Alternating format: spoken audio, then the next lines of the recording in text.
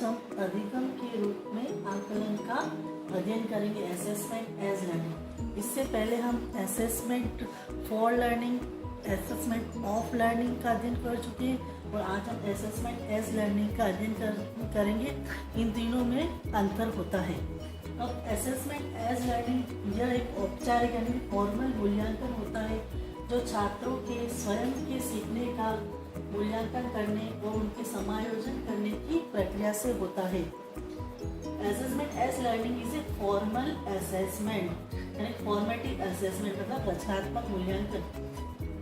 Students assess their own learning. Assessment as learning एक तरह का रचनात्मक मूल्यांकन होता है। और रचनात्मक मूल्यांकन क्या होता है वो मैंने आपको पिछली वीडियो में पढ़ाया था कि रचनात्मक मूल्यांकन में टीचर या एट ए टाइम उसमें सुधार करता है। कुछ भी पढ़ा रहा है तो हाँ देखता है कि बच्चों को समझ में नहीं आ रहा है तो उसे उसी वक्त चेंज कर देता है, वो होता है रचनात्मक मूल्यांकन। तो ये भी इसी की तरह होता है।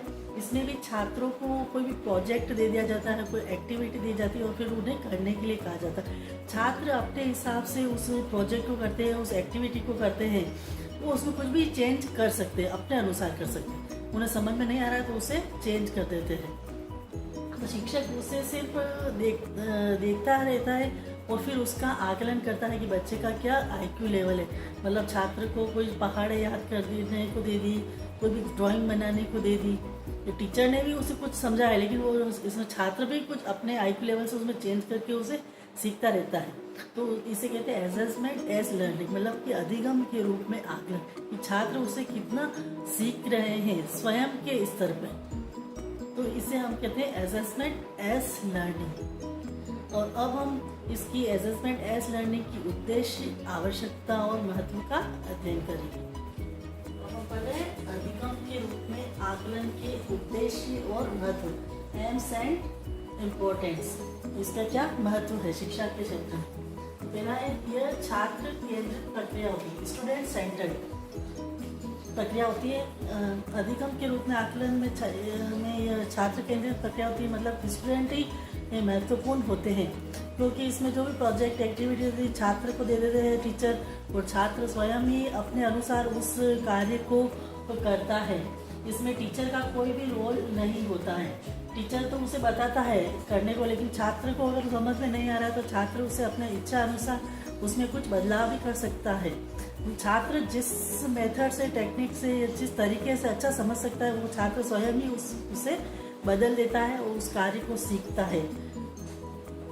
और दूसरा है सृजनात्मकता का विकास, डेवलपमेंट ऑफ क्रिएटिविटी।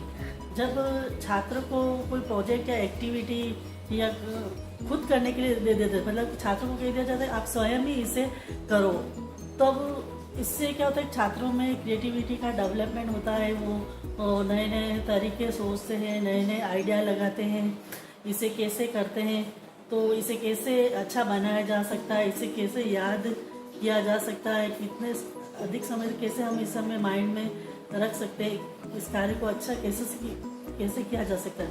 तो इससे छात्र में सृजनात्मकता का विकास होता है क्योंकि छात्र को ही उस कार्य को करने के लिए दिया जाता है। उसको छात्र स्वतंत्र होते हैं इसमें कि छात्र अपने अनुसार इस एक्टिविटी को करे और सीखे।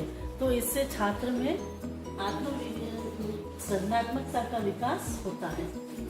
फिर तीसरा है आत्मविश्वास का विकास, डेवलपमेंट ऑफ सेल्फ कॉन्फिडेंस। जब छात्र को खुद को ही हम कुछ उन्हें करने के लिए दे देते हैं कोई भी एक्टिविटी या प्रोजेक्ट, तो और उसे छात्र अपने तरीके से उसे कर भी लेता है, वो उसमें कुछ चेंज करके उस कार्य को पूरा कर लेता है, तो उसमें एक आत्मविश्वास बढ़ता है क्योंकि उसका कार्य पूरा हो जाता है। टीचर मान लो उसे बता रहा है तो उसे कुछ मान लो कहीं उसे कुछ समझ में नहीं आ रहा है, लेकिन वो अपने लेवल से भी कुछ सोचता है, उसमें कुछ चेंज कर देता है और फिर वो कार्य उसका पूरा हो जाता है। तो उसमें एक कॉन्फिडेंस की भावना का विकास होता है कि मैं ये कार्य कर सकता हूँ। फिर चौथा है शिक्षक के नियंत्रण का अभाव। इसमें हम छात्र को स्वतंत्र छोड़ते हैं, तो इसमें शिक्षक का कोई कंट्रोल नहीं होता छात्रों पर, बस छात्र स्वतंत्र होते हैं। छात्र उस एक्टिविटी प्रोजेक्ट को या उसको अपने स्तर पर वो करते रहते हैं। तो उनमें एक ये शिक्षक नियंत्रण का अभाव होता है। शिक्षक उन्हें कुछ भी नहीं कहता, शिक्षक सिर्फ निरीक्षण करता है, उसका ऑब्जर्व करता रहता है कि बच्चा ये कार्य कैसे कर रहा है, उसे देखता है और फिर वो उसे उसका आकलन करता है कि हाँ इस बच्चे का स्तर इस प्रकार का है। तो असेसमेंट एज लर्निंग में ऐसे कि अधिगम के रूप में आकलन, बच्चों को स्वतंत्र छोड़ दिया है और बच्चे उस कार्य को कैसे कर रहा है वो टीचर उसे देखता रहता है और फिर उससे उस कार्य का असेसमेंट करता है। फिर पांचवा है आकलन क्षमता का विकास, डेवलपमेंट ऑफ असेसमेंट पावर। इससे छात्रों में खुद का आकलन करने की क्षमता का विकास होता है कि छात्र भी सोचते हैं कि हाँ मैं पहले क्या था, मैं इस प्रोजेक्ट को नहीं कर पा रहा था, इस कार्य को नहीं कर पा रहा, अब मैं इस कार्य को कर पा रहा हूँ। तो मतलब वो छात्र अपना स्वयं का आकलन भी कर सकते हैं। तो इससे इन सभी चीज़ों का विकास होता है असेसमेंट एज लर्निंग में। मतलब इसमें हमें ये समझना है कि छात्र इसमें स्वतंत्र होते हैं, वो अपनी इच्छा अनुसार उसमें कुछ भी बदलाव कर सकते हैं, वो जिस कार्य को सहज रूप में कर सकते हैं उसे सीख सकते हैं, छात्र उस वैसा ही करते हैं और अपने अधिगम स्तर को बढ़ाते, मतलब लर्निंग लेवल को बढ़ाते हैं। क्योंकि छात्र बिल्कुल स्वतंत्र, छात्र को स्वतंत्रता दी जाती है कि आप एक प्रोजेक्ट एक कार्य आपके IQ लेवल से करिए, फिर टीचर उसका सिर्फ निरीक्षण करता रहता है और फिर बच्चे का आकलन करता है कि बच्चा किस स्तर का है। तो अब हमने तीनों ही पढ़े हैं, assessment for learning, assessment of learning और असेसमेंट एज लर्निंग। इन तीनों ही प्रतिमानों का हम अध्ययन कर चुके हैं। धन्यवाद।